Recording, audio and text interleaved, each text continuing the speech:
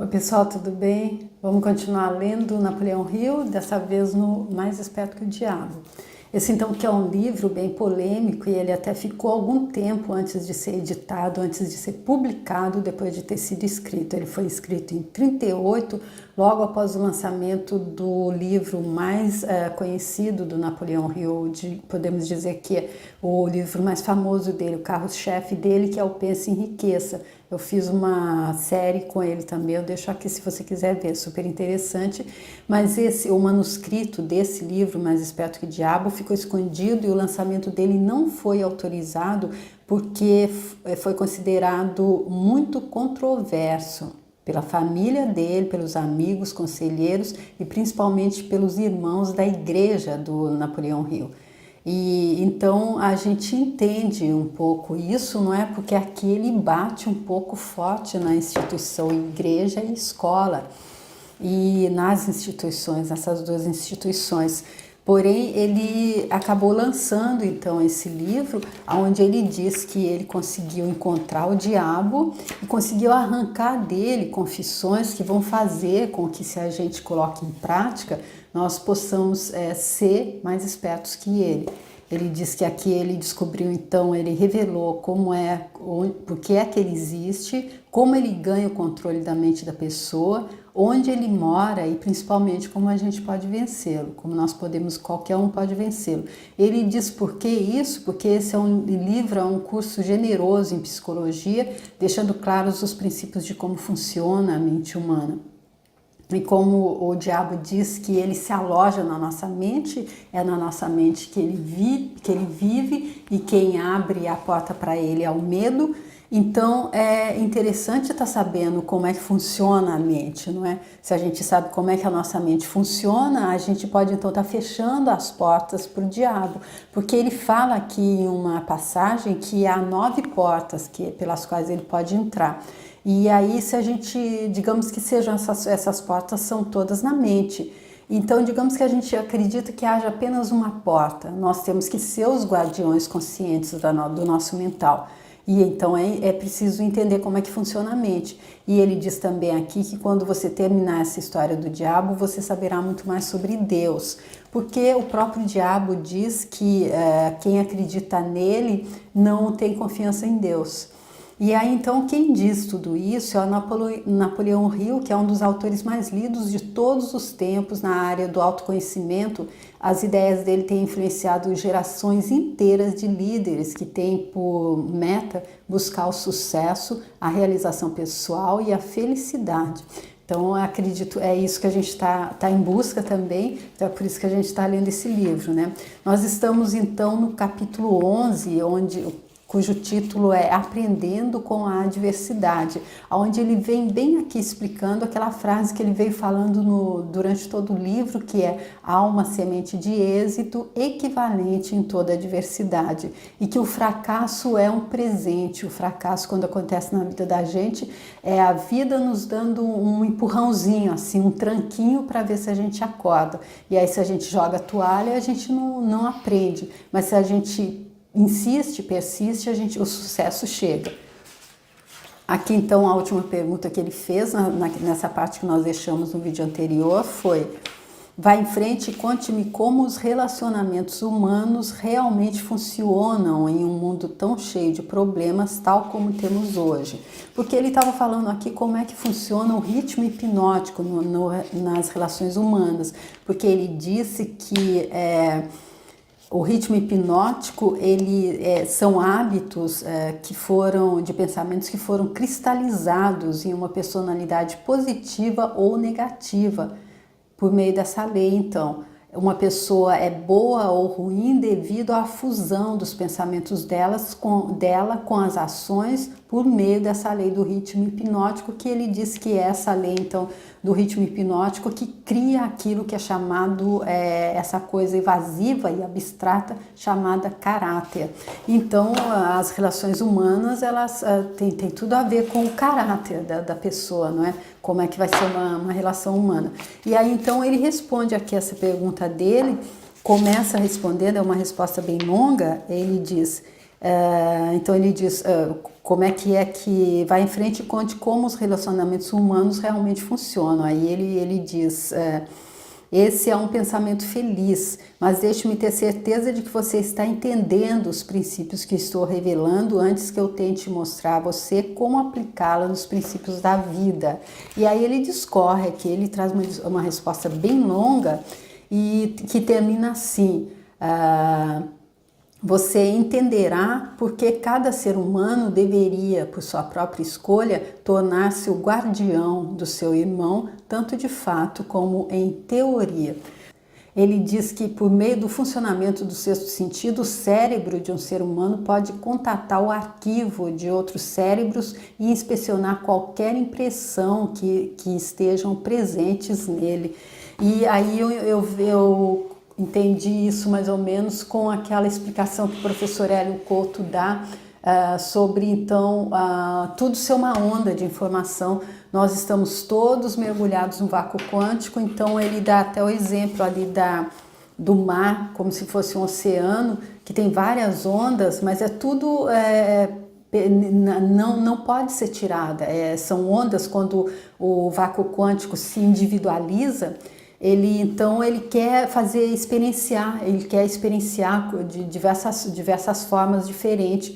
E aí cada experienciação é uma onda diferente, mas são todas as ondas dentro desse grande oceano. Então eu acredito que é por isso que dá para entender perfeitamente como é que a gente, quando consegue entender isso, o cérebro de um ser humano pode contatar o arquivo de outros cérebros e inspecionar qualquer impressão que estejam presentes nele. E aí ele conclui aqui dizendo que todo ser humano devia, por sua própria escolha, tornar-se o guardião do seu irmão, ou seja, longe de estar pensando que é por isso que é só quando a gente tiver com toda essa consciência, que a gente sabe que todos somos um, que tudo é uma onda, que o mesmo fio que passa dentro de uma pérola passa dentro de todas do colar, como diz ali então aquela parábola do Sutratma. Então, dessa forma, a gente vai usar isso apenas para tá trazendo paz, trazendo coisas positivas. Como o professor Hélio Couto citou também, Francisco de Assis, quando um urso chegou e estava atacando a aldeia, ele foi chamado e ele simplesmente chegou e conversou, falou com ele, e ele se comportou como um cachorrinho, ou seja, ele passou aquela vibração da onda dele, que era uma onda de paz. Mas vamos continuar aqui então nesse 11º capítulo, então, que é onde ele está falando como é que a gente pode aprender com a diversidade. E a próxima pergunta é: o que você diz pode ser verdade, mas ainda insisto que você tem me levado para as profundezas do pensamento. Vamos voltar para a superfície, onde eu possa nadar em águas familiares.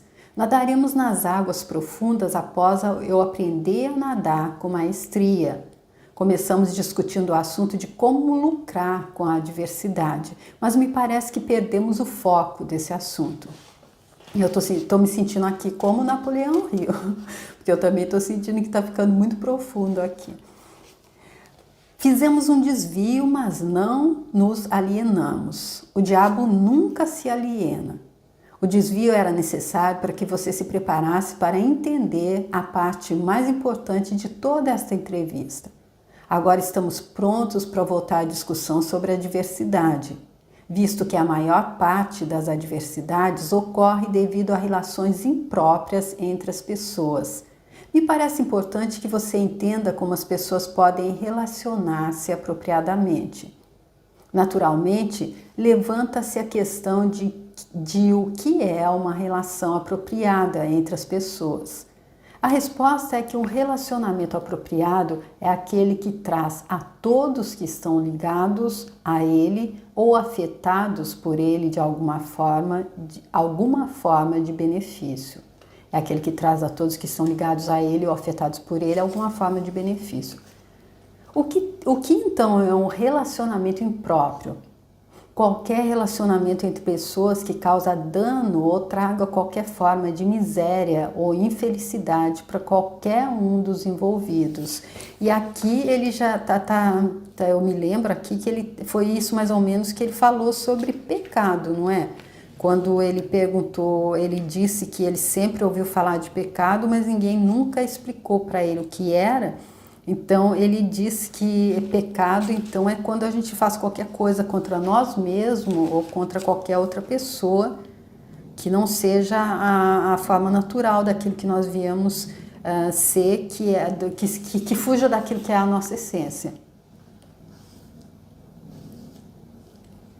Como podem relacionamentos impróprios ser corrigidos? Pela mudança da mente da pessoa que está causando o relacionamento impróprio ou pela mudança das pessoas envolvidas no relacionamento. Algumas mentes harmonizam-se naturalmente, enquanto outras colidem da mesma forma. Relacionamentos humanos bem-sucedidos e que são feitos para durar como tal, devem ser formados de mentes que naturalmente se harmonizem, além de ter interesses comuns como um meio de trazê-los para a harmonia. Quando você fala de líderes de negócios que são bem-sucedidos porque sabem como escolher homens, você pode mais corretamente dizer que eles são bem-sucedidos porque sabem como associar mentes que se harmonizam naturalmente. E ele bate bem nessa tecla também ali no livro Pense e Enriqueça. Ele diz que nós devemos nos harmonizar, nos associar com mentes que tem a ver com aquilo que a gente pensa, que estão ali na mesma ressonância que a nossa, e até mentes que estão acima daquilo, se a gente quiser estar se melhorando. Se a gente se associa com mentes que ainda estão pouco desenvolvidas, pouco evoluídas, a gente acaba não conseguindo evoluir também. Ele dá o exemplo lá de Thomas Edison, que se associou com mentes mais evoluídas que a dele, e como o próprio, nesse livro, ele diz que muitos outros inventores em potencial nunca chegaram a lugar nenhum, que vieram para essa realidade, não chegaram a lugar com mais potencial que Thomas Edison, não chegaram a lugar nenhum, ninguém nunca ouviu falar. Ou seja, eles não usaram o talento deles, não desenvolveram o talento deles como Edison fez. E uma das armas que ele usou foi se associar a mentes mais evoluídas que a dele. Saber como escolher pessoas de forma bem-sucedida para qualquer objetivo definido na vida é uma habilidade desenvolvida para reconhecer os tipos de pessoas cujas mentes naturalmente se harmonizam. Por favor, fique focado na diversidade. Se há possíveis benefícios a serem encontrados por meio da diversidade, nomeie-os. A diversidade livra as pessoas da vaidade e do egocentrismo. Ela desencoraja o egoísmo, provando que nenhum indivíduo pode ser bem-sucedido sem a cooperação de outros. Olha aí, então ele mostrando que a diversidade ela é uma ajuda, ela é uma forma que a vida tem de nos ajudar. Porque ela nos livra da vaidade e do egocentrismo, mostrando que se estamos todos na mesma onda, a gente não vai longe se a gente quiser ir sozinho, se a gente quiser só ali para a gente estiver pensando só no nosso umbigo. A diversidade força um indivíduo a testar a força mental, física e espiritual dele. Portanto, ela traz o indivíduo face a face com suas fraquezas e dá a ele a oportunidade de transpô-las. Olha aí, então uma ferramenta de evolução, a diversidade, ele deixando claro aqui. A diversidade força uma pessoa a procurar caminhos e meios para fins definidos, por meio da meditação e do pensamento introspectivo. Isso regularmente leva à descoberta e ao uso do sexto sentido, por meio do qual a pessoa consegue comunicar-se com a inteligência infinita.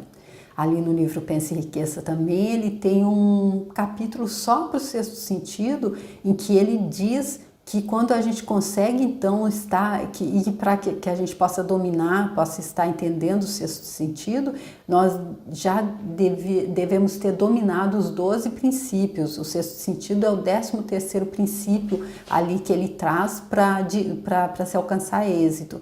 E ele diz que para que a gente consiga dominar o sexto sentido, nós devemos já ter entendido e estar praticando todos os 12 princípios anteriores. E aí então ele diz que quando a gente chega nesse estágio, aí realmente a gente entra em fase com o todo. Nós voltamos, porque o professor Hélio Couto explica que assim que o todo ele faz a pessoa, ele faz a individualização, ele faz uma emanação. Então, já imediatamente acontece a entropia psíquica. A entropia é a desordem, aquela coisa de não ter foco, e a pessoa já entra na negação, no esquecimento. E aí é isso que é o ego. Ele explicou, porque eu confesso que eu tinha essa dúvida, eu ficava pensando, meu Deus, mas eu entendia que Deus experienciando, já que a centelha divina está em todos. Todos somos animados por uma parte, uma centelha divina. Então eu pensava, mas por que então ter o ego cobrindo essa centelha? E aí o ego faz com que a gente pense que nós somos separados de todos os outros, inclusive separados de Deus, e faz com que a gente acabe cavando, plantando tanto sofrimento para nós mesmos experienciarmos.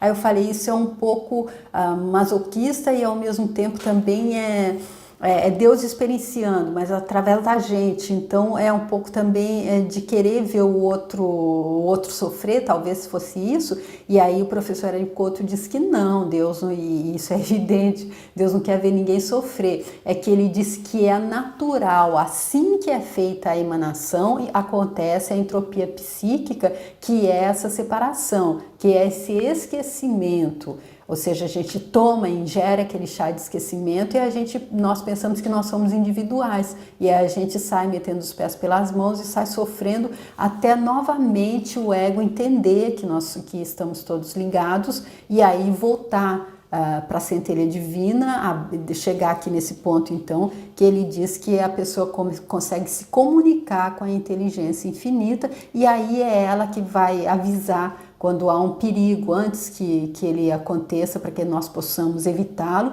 e quando há uma oportunidade antes que ela aconteça para que a gente possa aproveitar. E aqui no início do livro, nos capítulos anteriores, o Napoleão Hill mostrou exatamente como a centelha divina dele, que ele chama de outro eu, o guiou para que tudo acontecesse da forma mais fácil possível, mais fácil e agradável para ele possível. Quando ele não tinha um centavo, a centelha divina dele disse, o outro eu dele disse a ele para emprestar $50 e depois só com esse dinheiro disse a ele para alugar a suíte mais cara do melhor hotel.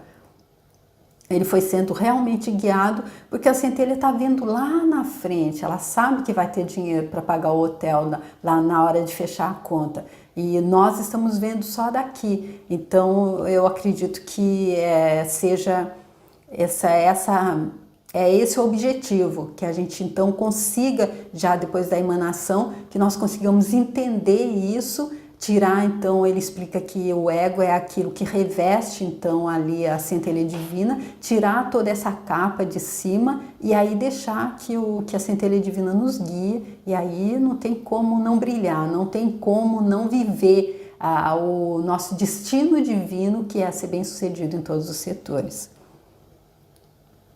A adversidade força uma pessoa a reconhecer a necessidade de uma inteligência que não está disponível dentro da própria mente dela, mas provém de fontes externas. Então, a adversidade aqui, ele mostrando como é que a adversidade então é usada para que a gente chegue até esse reconhecimento. De reconhecer então a necessidade de uma inteligência que não está disponível dentro da própria mente dela, mas provém de fontes externas. Aqui então eu confesso que não entendi, que até agora tudo, ele está dizendo que tudo, o único poder que a gente tem é no pensamento, que tudo que acontece, acontece no nosso mental, que nada está fora, então como que aqui ele pode dizer que provém de fontes externas? Só se ele está tratando a centelha divina como uma fonte externa. Pelo menos até agora foi isso que eu entendi. A adversidade quebra velhos hábitos de pensamento e dá para a pessoa a oportunidade de formar novos hábitos. Por isso, ela pode servir para quebrar o ciclo do ritmo hipnótico e mudar o funcionamento dele de negativo, mudar seu funcionamento de negativa para fins positivos. Qual o maior benefício que uma pessoa pode receber da adversidade? O maior benefício da adversidade é que ela pode, e geralmente o faz, forçar uma pessoa a mudar os hábitos de pensamento, quebrando e redirecionando a força do ritmo hipnótico. O que o Napoleão Hill, sempre repetindo perguntas para ele responder de formas diferentes para a gente bem entender. Então a adversidade, como ele já disse, o fracasso é uma forma de ajudar a pessoa que ela está ali naquele ritmo hipnótico negativo, que está levando ela para a falta e para a escassez, mantendo ela ali, mantendo o medo. Então ela vem a adversidade é uma forma de despertar. Acontece alguma coisa e a pessoa desperta e aí ela quebra esse hábito de pensamento que redireciona a força do ritmo hipnótico então para o lado positivo. Em outras palavras, o fracasso é sempre uma bênção quando ele força a pessoa a adquirir conhecimento ou para construir hábitos que levam à realização dos maiores objetivos da vida de uma pessoa. Isso está correto? Sim, e algo mais. O fracasso é uma bênção quando ele força a pessoa a depender menos das forças materiais e mais das forças espirituais. Ou seja, aqui então, ele mostrando que o fracasso realmente é a bênção que a vida traz para a gente gente entender que somos seres infinitos divinos e que a nossa passagem aqui nesse mundo parecido, que parece ser material, é apenas uma passagem e que aqui tudo é relativo, que aqui tudo é dual e que essa passagem por aqui, o único objetivo é que a gente entenda isso. Entenda que nós que somos a absoluta luz, estamos numa realidade fictícia, passageira de luz e sombras. E que a gente deve então estar despertando em nós as forças espirituais para que a gente possa então estar passando por esse mundo da forma como deve ser, Deus experienciando através da gente uma vivência humana. Muitos seres humanos descobrem seus outros eus, as forças que operam pelo poder do pensamento, somente após alguma catástrofe que os priva do livre e total uso de seus corpos físicos. Aí então até em um dos vídeos anteriores eu fiz um vídeo sobre isso também, que eu falo de uma pessoa que ficou paraplégica. E aí ela e a mãe dela disse que foi uma bênção. Então, nós conhecemos, a gente sabe de casos assim também, não é? Que a pessoa diz que depois dessa adversidade, foi essa coisa que a levou de volta para o trilho. Porque se a gente está ali meio dormindo, está como um sonâmbulo ali, fazendo tudo no automático, não prestando atenção, totalmente voltado para o material, voltado para o que aqui é o real, aqui é achando que aqui é o absoluto, não entendendo que aqui é o relativo, o passageiro, aí a gente acaba então se identificando com o lado da sombra e a gente acaba criando muito tempo, muito sofrimento e muito tempo de demora para a nossa própria evolução e eu acho que isso, acredito com certeza que isso acaba afetando tudo no nosso entorno. Porque como a Catherine Ponder diz ali no livro dela, As Leis Dinâmicas da Prosperidade, ela traz até um exemplo de uma pessoa que começou a mudar a forma de pensamento dela ali e começou a mudar toda a vida dela e todo o entorno dela, as pessoas, os familiares, os amigos, tudo também começou a entrar em ordem. Então, aqui ele diz que então, explicando que às vezes a pessoa, para encontrar esse outro eu, para encontrar a centelha divina, para entrar em fase com o todo, é preciso até uma catástrofe tão grande que até a priva do livre e total uso do corpo físico. Então, nada que a gente está vendo, acontece um acidente, ai, coitado, mas foi para o bem dele. Quando o homem não consegue mais usar suas mãos e os pés, ele geralmente começa a usar o cérebro, assim coloca-se no caminho de descobrir o poder da própria mente. Quais benefícios são obtidos a partir da perda de coisas materiais? Dinheiro, por exemplo.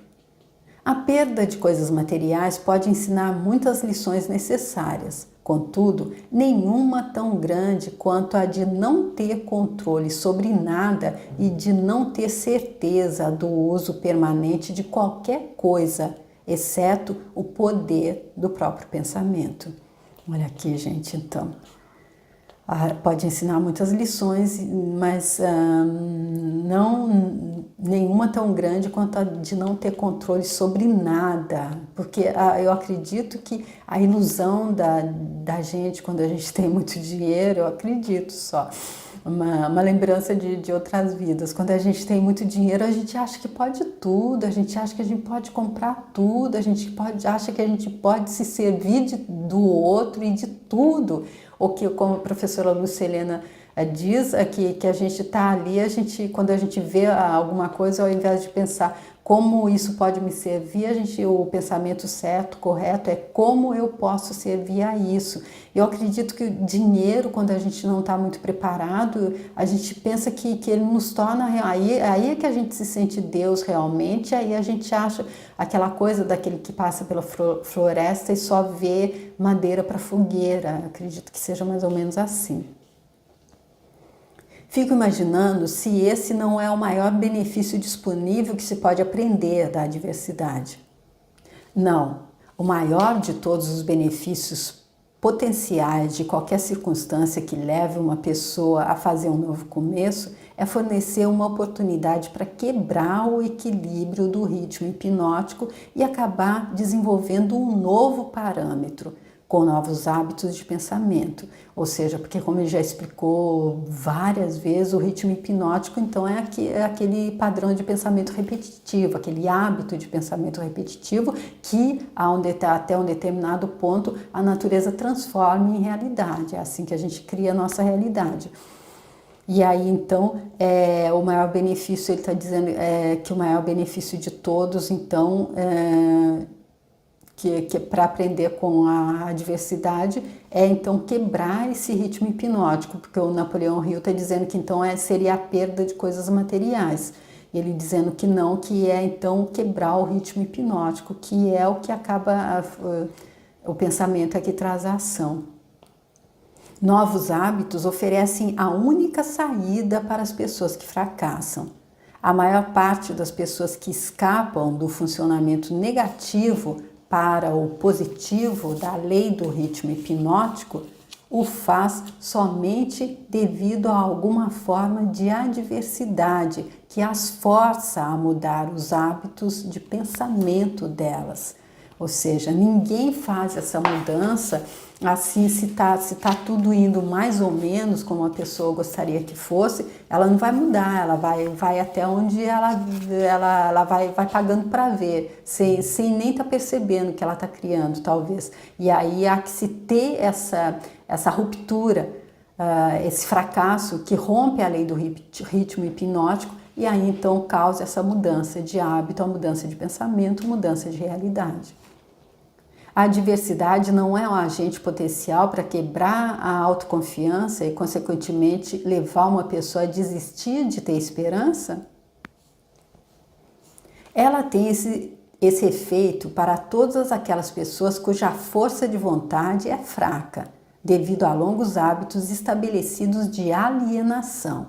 Ali, então, ele explica o que ele já disse ali, que todo fracasso ou a pessoa que desiste no primeiro fracasso é exatamente por isso, porque a força de vontade dela é fraca, ela não entendeu que o fracasso é uma ajuda que a vida está dando a ela para ver se ela tem força de vontade suficiente para continuar e aí alcançar o sucesso.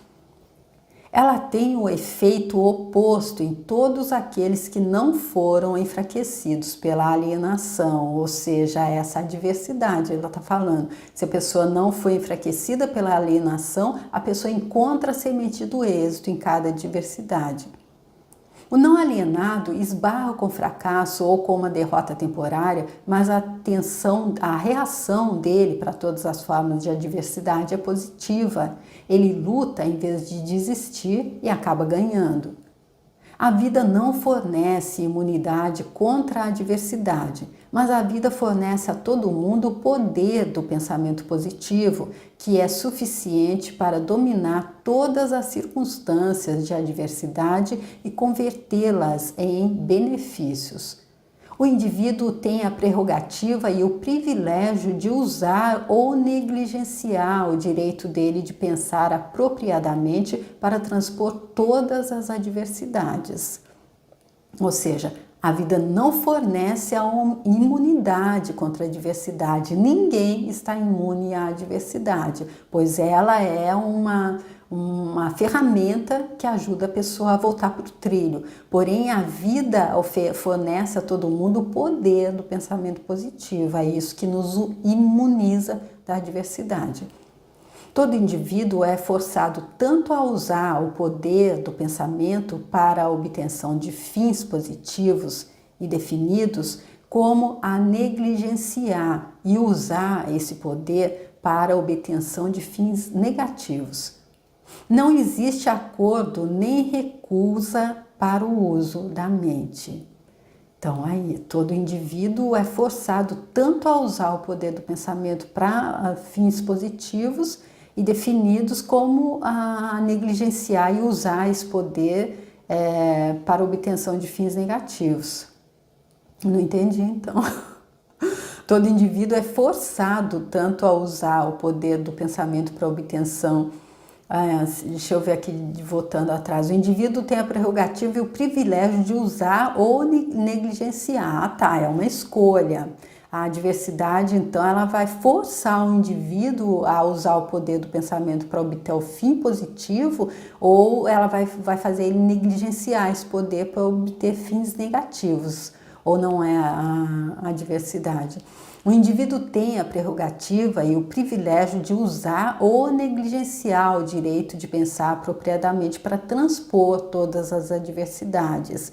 Ele é forçado tanto a usar o poder do pensamento para obter fins positivos e definidos, e como ele pode negligenciar e usar esse poder para a obtenção de fins negativos. Então, acredito que aqui ele é forçado a uma coisa ou outra, ou ele escolhe, é uma escolha, ele não é forçado, na verdade. Ele é forçado a escolher, ele tem dois caminhos, ele tem que pegar um. Então, ou ele vai usar o poder do pensamento para obter fins positivos, ou ele vai negligenciar e usar esse poder para a obtenção de fins negativos. Não existe acordo nem recusa para o uso da mente. A lei do ritmo hipnótico força cada indivíduo a dar algum grau de uso, seja negativo, seja positivo, para a mente dele, mas não influencia o indivíduo sobre qual dos usos ele deverá fazer. Aí, então, a lei do ritmo hipnótico, ela respeita o livre-arbítrio, porque aí não há acordo nem recusa para o uso da mente. A pessoa não pode dizer, não vou usar a mente, porque ela vai poder me trazer coisas que eu não estou contente, eu não estou pronto para ser observador consciente, então não vou usar. Não pode recusar o uso da mente, nem fazer um acordo. Então eu vou, quando eu pensar positivo conta, quando eu pensar negativo não conta. Então, a lei do ritmo hipnótico, ela força cada indivíduo a dar algum grau de uso para a mente, seja negativo ou seja positivo. E aí é cada um que sabe o que é que vai fazer, porque ela vai respeitar, então, o livre-arbítrio dele. Então, eu fico aqui nessa penúltima parte, então, do 11º capítulo, que é Aprendendo com a Diversidade, quando ele então discorre bastante sobre o que significa essa frase que ele vem dizendo desde o início do livro: há uma semente de êxito em toda a diversidade, uma semente de êxito equivalente em toda a diversidade.